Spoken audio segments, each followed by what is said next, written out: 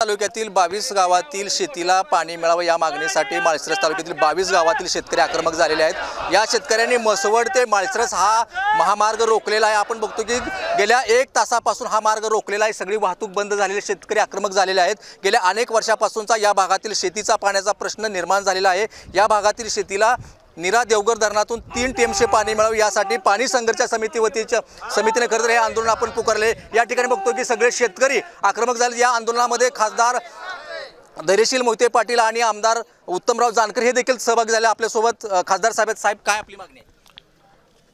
आमची मागणी हीच आहे की शासनाने जे आश्वासन गेल्या वर्षी दिलं होतं की या भागातल्या सगळे टेंडर काढून या ठिकाणची कामं चालू करणार आणि फलटण तालुका असेल, माळशिरस तालुका असेल, या भागातील दुष्काळी जनतेला याचा लाभ मिळवून देणार, परंतु शासनाने कुठंच याचा प्रगती यामध्ये केलेली नाही। मी आणि आमदार साहेबांनी राज्य शासनाकडे आणि वर केंद्र शासनाकडे आम्ही सातत्याने पाठपुरावा वेगळ्या वेगळ्या स्तरावरती केलेला आहे। मग मंत्रालयीन पातळीवर असेल, सचिव पातळीवर असेल, या सगळ्या गोष्टीवरती पाठपुरावा करून सुद्धा या गोष्टीची प्रगती कुठंच दिसून येत नाही। याला फंडिंग करायची प्रगती दिसून येत नाही, म्हणून हे आम्ही आंदोलन छेडलेलं आहे।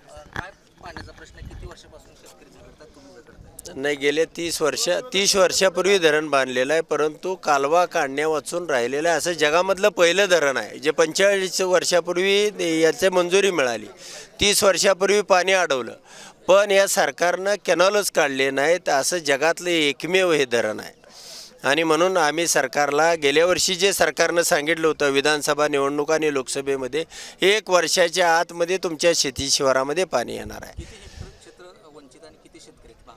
साधारणपणे 50,000 शेतकरी आहेत, 2.94 टीएमसी इतकं पाणी आहे आणि साधारणपणे 39,000 हेक्टरला पाणी मिळेल इतकं पाणी आहे।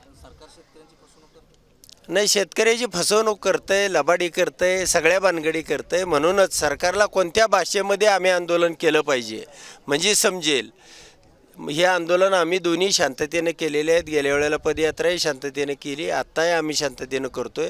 यानंतर मात्र मंत्रालयावरती जाऊ त्यावेळेला सरकारकडून याचा सगळा हिशोब, ह्या दुष्काळी या चटके खाल्लेल्या या वंचित लोकांचा सगळा हिशोब त्या ठिकाणी केला जाईल। आपण या ठिकाणी बघतो की सगळे शेतकरी आक्रमक झालेले आहेत। सरकारने या भागातील शेतकऱ्यांची घोर फसवणूक केली आहे असा आरोप देखील आता आमदार उत्तम जानकर यांनी केला आहे। कॅमेरामॅन राजू मिसाळसह भारत नागने, साम टीव्ही न्यूज, पंढरपूर।